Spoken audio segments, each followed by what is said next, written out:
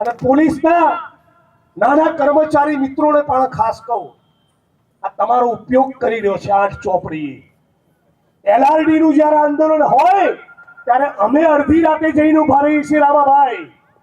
Fix પગાર outsourcing કોન્ટ્રાક્ટની નાબૂદીની વાત હોય તો અમે લડીએ છીએ નાના કર્મચારીઓ માટે. પોલીસ કોન્સ્ટેબલ ભાઈઓ ઉપર કોઈ પ્રશ્ન આવે તો વિધાનસભામાં કોંગ્રેસ પાર્ટી અને અમે લોકો તમારા માટે લડીએ છીએ. તમે મહેરબાની કરીને 8 ચોપડી પાસના હાથા ના બનતા. એમને સવાલ પૂછજો કે તમારા પોલીસ કોન્સ્ટેબલ ભાઈઓના વેલફેરના નાણાં કોના ગજવામાં જાય છે, એનો હિસાબ તમને નહીં આપે.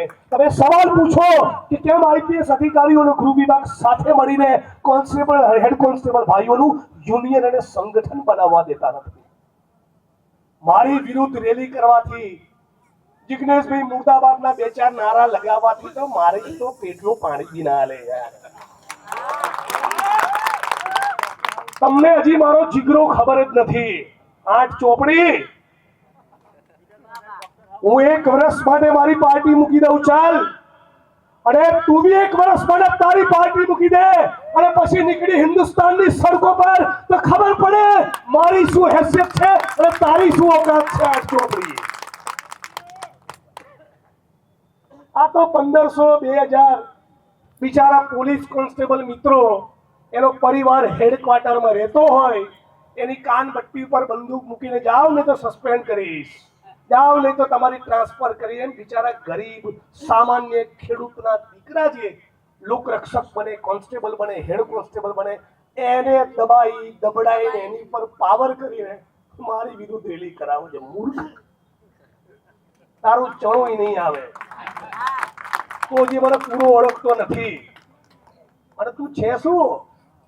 ઉપરમાં તારા જે આકાઓ બેઠા છે એનું ફોલ્ડર છે, ફોલ્ડર. અને હું પીડિત શોષિત વંચિતોનો અવાજ છું. અને નેતા એ ગુજરાતની જનતા અને ગુજરાતના પીડિત શોષિત વંચિતોએ બનાવ્યો છે. અને સાંભળી લેજો ભારતીય જનતા પાર્ટીના મિત્રો, કબીર સાહેબે કહ્યું છે, માટી કહે કુંભાર से तू क्या रोंदे मोहे, एक दिन ऐसा आएगा मैं रोंदूंगी तोहे.